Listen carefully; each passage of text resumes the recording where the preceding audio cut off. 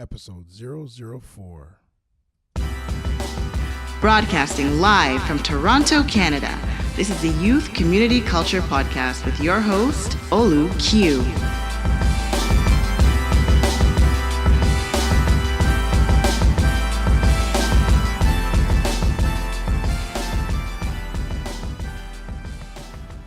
Blessed love family, welcome back. I am your host, Olu Q, and you are tuned into the Youth Community Culture Podcast. If this is your first time joining us, I want to welcome you and say thank you for coming by. This is our last episode of our series entitled Inside Out. So if you have not heard the first two episodes, I encourage you to please visit the website, oluqspeaks.com. and listen to the first two episodes as they provide some context into our discussion. Today we have a very special guest, ZYA Brown. ZYA Brown is the Executive Director and founder of a nonprofit entitled Think2wice, and they essentially go into prisons and work with inmates across the province. So she's going to shed some light from the institutional perspective in terms of what happens when young men cross that line. And she'll give us very, very key insight into how we can support young men who are inside prison. And she'll share what she's doing to address the issue of youth violence and youth justice in our communities. So I'm excited about it. Please, again, the interview is chock full of incredible insight. Listen to it. Go back to our YouTube page, our website, our SoundCloud page, and please leave comments. We need some feedback. We want to hear what you think about the series. We want to be able to continually bring you new information and share in terms of how we can continue to bring you the most up-to-date information about what's happening with youth out there. So please, again, visit the website oluqspeaks. That's oluqspeaks.com. Check us out. Let's jump into the interview. Let's go.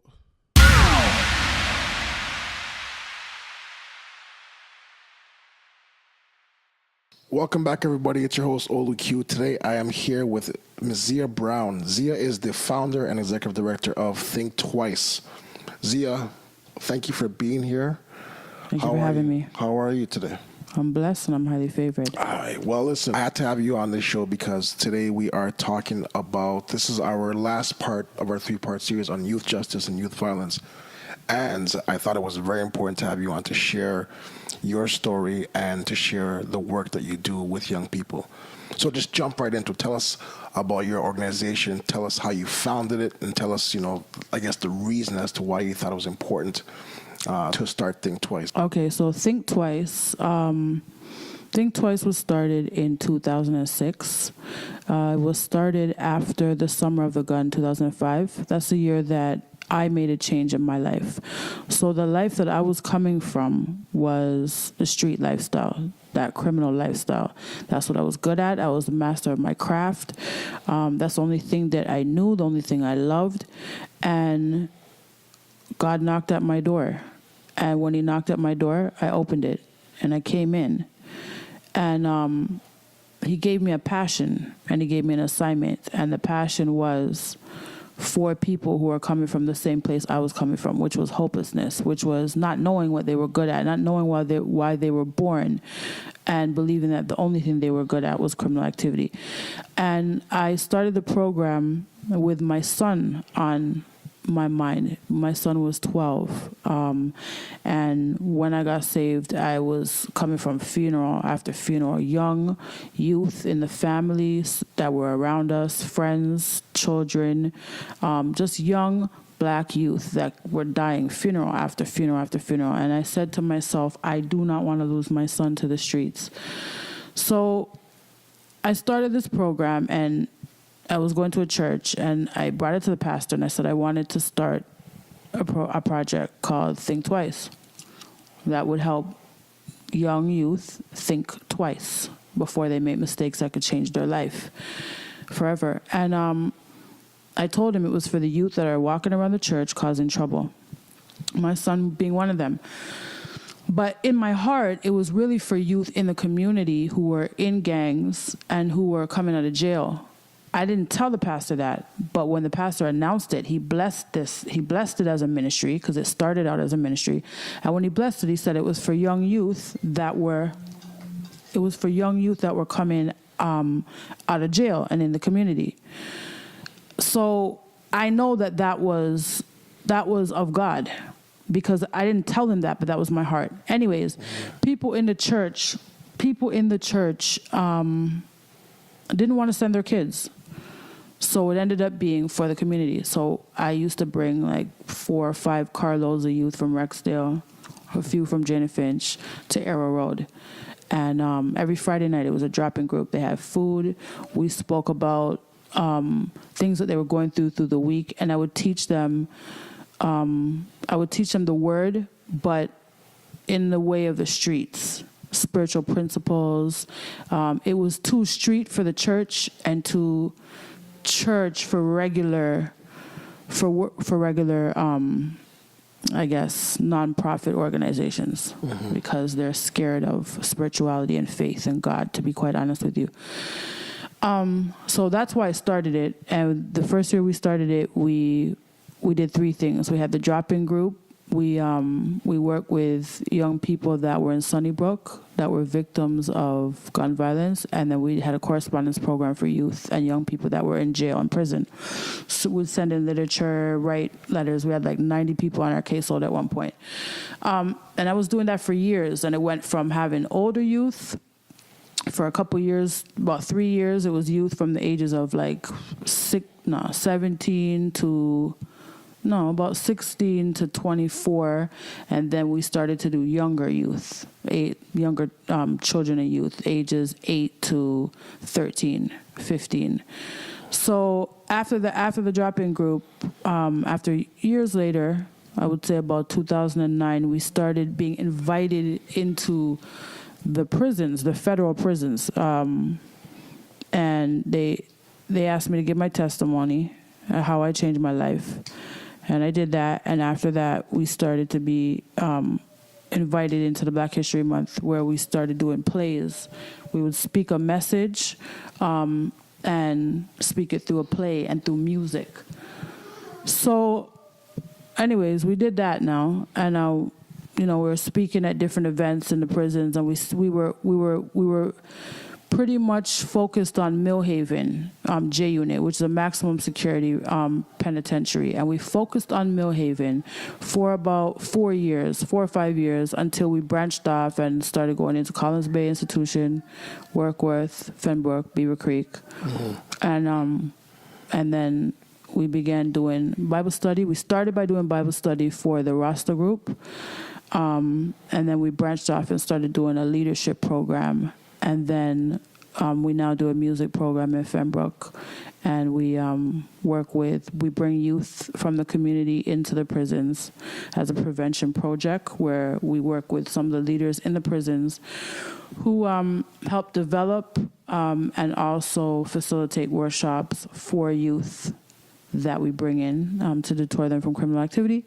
And we also are actually starting tomorrow, we're doing a girls group in the community, a confidence building leadership girls group, which is half self-defense and half workshops. And it's to deter them from unhealthy relationships, which could lead to addictions, suicide, human trafficking, and depression. So that's where we are right now. Wow, that's an incredible history. So take me back to those early days when you were doing the work.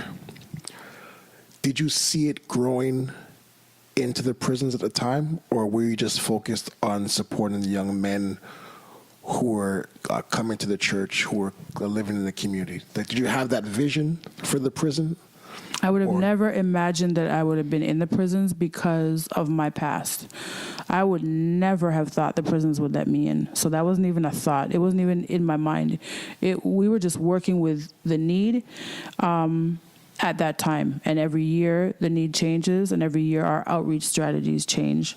Right. So when we first started, it was strictly ministry. It was, to be honest with you, this was a strictly faith-based program up until last year, when I opened it out and started to bring in the community, social agencies, where I kind of opened it out to not only the church. So before that, it was strictly church folk, young and old, and it was strictly faith-based. Everything is faith-based for me, but I mean, it was in that structure, right? All the plays were specifically around Bible study, Bible characters or Bible stories, but with the street twist to it. So I used to, in the early days, I used to give out Bibles, and I would write in the front of it whatever God told me to write. If I see a youth walking by and I felt my heart tugging on me, I would drape them up and give them a Bible. I would write little scriptures, wisdom scriptures like Proverbs, and put it on like a little, like a fortune cookie, like what a fortune cookie looks like on the inside. I would write them out, and then I would twist them up, and then people would walk by, because I had a flea market store at the time. People would walk by, and when they walked by, they would have every youth that walked by take out a word, and they get a word for the day. Wow. But as years went by, things changed, and the way outreach strategies changed was, at this point, I find getting to the youth, the most effective way to really reach youth right now is when they're in prison and jail. And that's because there are no culturally sensitive programs in the federal institution. And life is so fast that they don't really, they're so caught up in the streets, they don't have time to sit down and think anymore. So I get them when they're out there. I get them when they're in prison or in jail. And then those who make that change, when they come out, I'll grab them to be part of the project and continue with some of the young youth that are inside. So that's a piece I want to just jump into to get some clarification. For those listening, what's the difference between a jail and prison, like in Ontario? So jail is when you're waiting to go to court. Okay. And a prison is after you've been convicted. So if you get 2 years and up, you go to prison. Federal. Jail is provincial. Okay, so you're seeing the guys who have actually gone through sentencing at that point, and they've been sentenced to 2 years plus in a federal prison or a provincial prison, depending on the crime. So we're only in the federal. We're only in the federal prisons. So we're in some of the prisons that are in Gravenhurst, Kingston. So everyone who's in there, everyone who we see have been convicted and are serving time, which is 2 years and up. So tell me about that initial feeling when you walk into the prison. Can you describe what that feels like when you step in terms of like the security checkpoints and all that, just the feeling that you get when you walk into that space? So for the beginning, the first few years, going in, we usually went in for big events. So just because we're going in for such a large crowd of people and I have to speak in front of so many people, I used to get nervous in the beginning.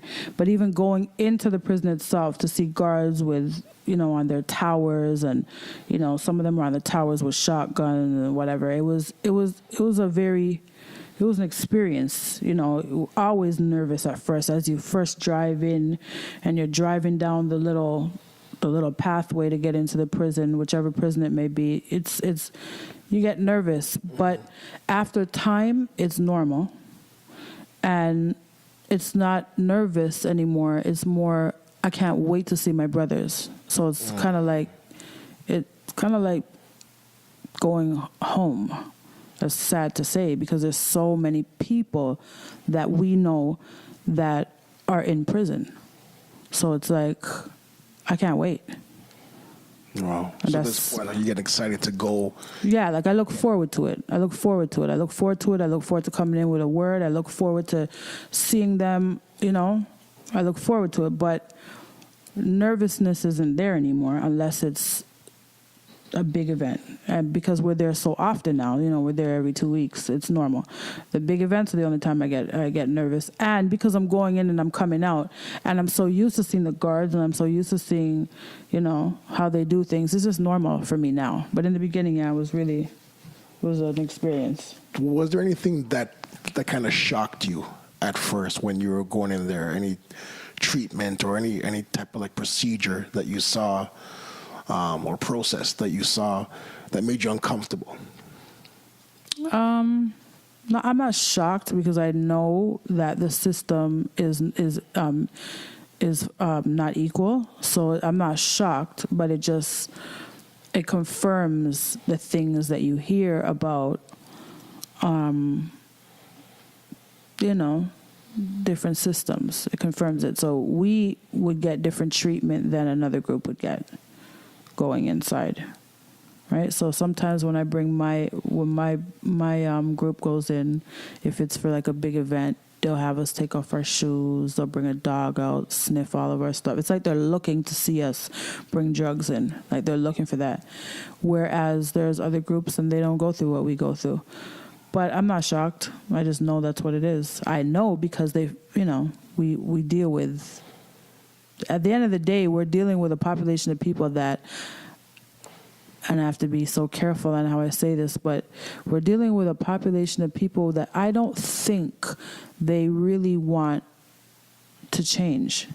I don't think they really want to rehabilitate them. And because we cause so much change, we have them really unlearning mindsets and thinking twice, and because they gravitate so much towards think twice, we get fought to come in from the institutions themselves.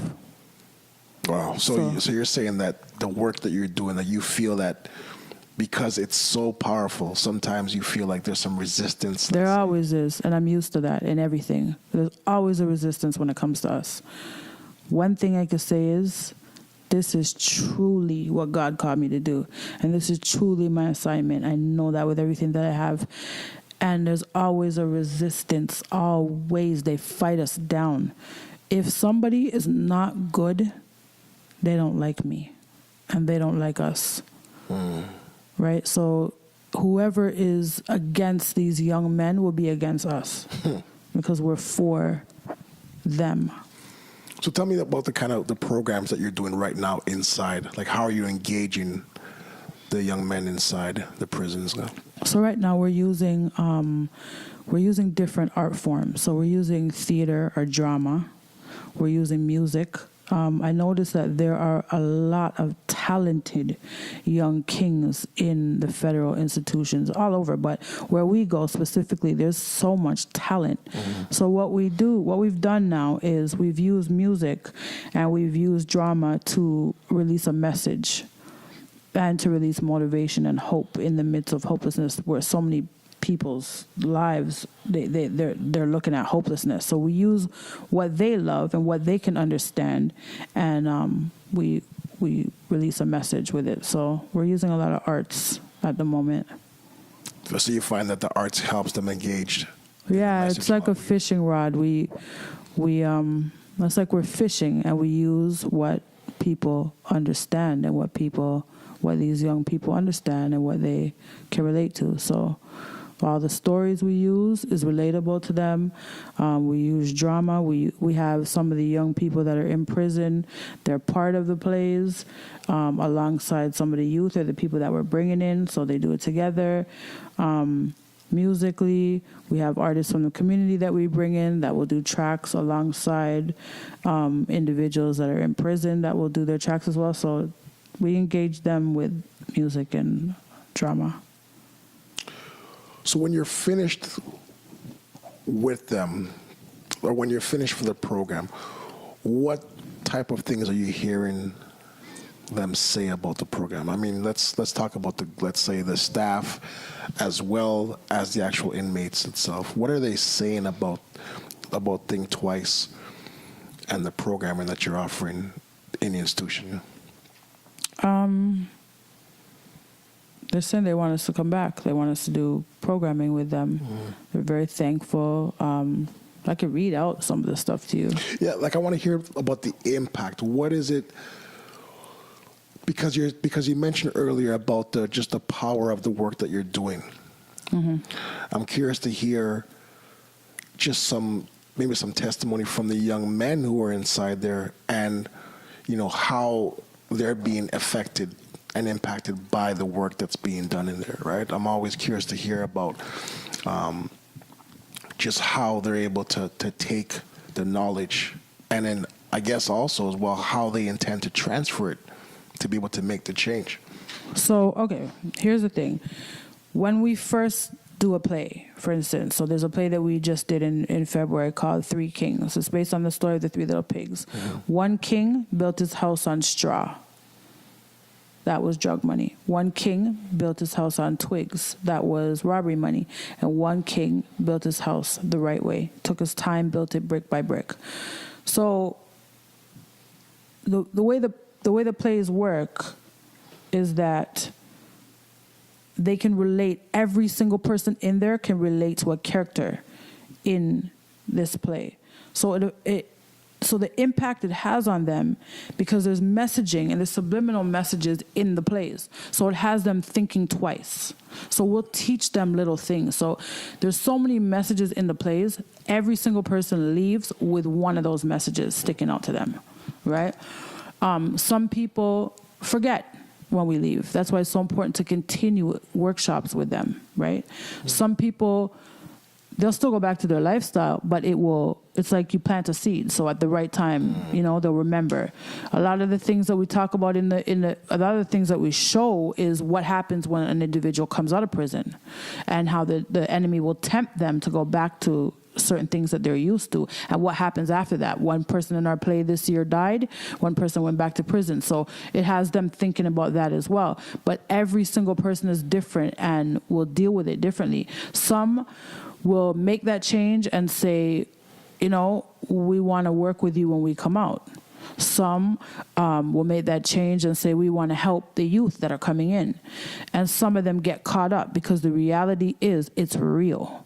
And the devil's not playing, and he's not playing in the streets, and he's not playing in prison either. So even though a man might want to make a change, he still doesn't know how, or he's still not able to because he's caught up, or he's involved in certain, gang activity or whatever you may call it, right? So that's the thing. So not everyone is going to watch the play and say, okay, I'm changing my life tomorrow. This is why it's so important to continue with these workshops, even after we do the play, because one play a year can't help. I mean, when we come in, men are talking about it for maybe 2 weeks straight, 3 weeks. You'll have people that will always talk about it. You know what I mean? That respect is there, that love is there, that appreciation is always there. But the reality is that when they don't see us and when they're not hearing these things, they're going to go back to the life that they're used to.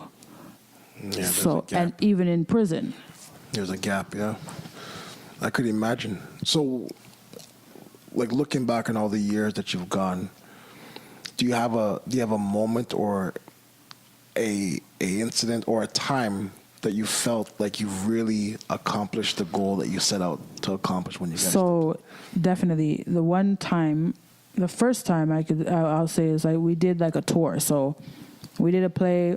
As I said, we were doing J Unit, which is in Millhaven, for years, and I refused to do anywhere else, only because I wanted to reach out to the hardest of the hard. We call that gladiator school. I wanted to reach max. I didn't really want to do medium or minimum, because my thing is for the youth that are in the streets. My thing is not sexual charges. And I know that in some of the other prisons, they're kind of integrated in with each other. So it was kind of my thing where I was saying, I don't know how to reach out to them at this point in my life. My thing is more for the young people that are in there for murder, gun charges, trafficking, robberies, those kind of charges I know how to break down. When it comes to sexual charges, I just feel like there's other people that would know how to break down their issues, right? So that's why I stayed at J Unit. But the first year that we branched out and we said, okay, people were calling us to come in from different prisons. So that year we went to Collins Bay, we went to J Unit, which is Millhaven, Collins Bay, Workworth, I don't think we did Workworth that year, sorry, and Fenbrook. When we went to Fenbrook, I will never in my life forget what happened. We did the play we did this year, but it was the initial part of the play, the Three Kings. This year we did it, but we added on scenes, and someone died and someone went to jail. The first time we did it was basic. It was just the basic story of the Three Kings, as I mentioned before. But every single man in that place came out and asked for prayer. It was like I was watching something on TV. Wow. I have never in my life experienced anything like that. I see these things on TV, but I never experienced it. Every man, Muslim, Rasta, every man you could think of, and I'm talking about men that don't even shake women's hands, some of them, came out for prayer, and they crowded around and they formed a circle, and then there was a circle behind that circle and a circle behind that circle, and all these men were coming out for prayer, thanking us for coming out for prayer. And that's what made me focus on Fenbrook, because I knew that there was a work to do in Fenbrook, which is Beaver Creek. So that I will never, ever forget. That's powerful, extremely powerful for that. Wow. And it's like, so you're in there and you're watching this whole scene unfold. And at that moment, you're thinking, oh my gosh, like, this is working. How do I do this? You know what I mean? Like, what am I going to do? So, yeah, that was that moment. Deal. So what,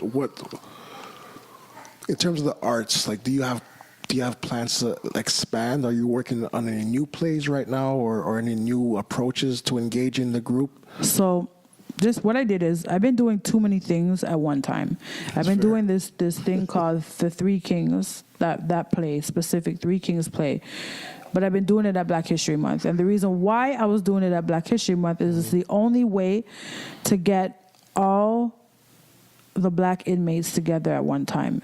So it's the only time that the institution will allow everybody to come together at one time. So and this year we also brought in Kings to Kings, which is the youth from the community. 15 youth from Rexdale we brought in as a prevention project. We did the play, we brought in the youth, and then we had the youth and the Think Twice group and the young men in prison perform together. So this year I want to break it apart. I want to focus specifically on Black History Month. So I want to focus on like a specific Black history theme, different than Kings to Kings, which would be the prevention program, which I would like to do throughout the year, and different from the Three Kings play. I think that is a workshop and a play in itself that we could do all over Toronto for gang-involved youth, or youth that are at risk of criminal involvement or gang involvement. I want to break it apart. But for Black History Month this year, I want to bring it to another level, on a music level, and on education and really saluting warriors in the past and present. Right? So that's my... So you're talking about this year you took in 15 youth from Rexdale into the prison with you, right? To participate in the play. Can you talk about their impact and how they felt afterwards, even like before, after? I'm actually curious to know, like, I guess it just like their thoughts about just about the opportunity, like to go in there. Did you find that they were excited, terrified, or maybe a combination of both? Yeah, they were really nervous, actually. When they went in, we even got a video with them speaking. I'll send the video to you. Please. They were very, very nervous, they said in the video. They didn't know what to expect. They thought it would be like in the streets. You're going into a different hood, so you're going to feel, that tension. But they were amazed by the love they got from the young men in there. They were amazed, they said, by the love. They felt so much love, like brotherly, fatherly love. The advice that they got, the mentorship they got, it touched them so much. So they came out having a totally different thought. And that's why I say, out here, it's different than in there. Out here, they're not going to feel that love. Out here, most neighborhoods you go to, you only really have love for the youth. If you're from that neighborhood, you really only have love for the youth in that neighborhood, right? And because, it's just the way it is. Right now, they talk about gang involvement or gangs, but really it's just neighborhoods that are fighting against each other. So if you call it gang involvement, it's neighborhoods that are gangs. Last week, we had a guest, Veronica Salvatierra, and she coined the term neighborhoodism.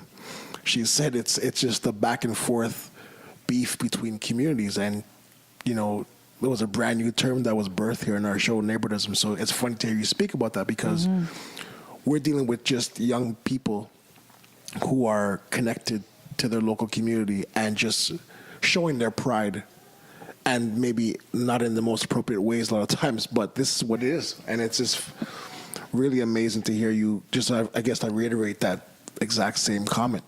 Yeah, so that you made last week. So that's exactly what it is. It's rival neighborhoods that are really against each other. So these youth are coming from a neighborhood, which is, you might call it a gang identified neighborhood. So for them to go into a prison with people that are not from their neighborhood, they were nervous.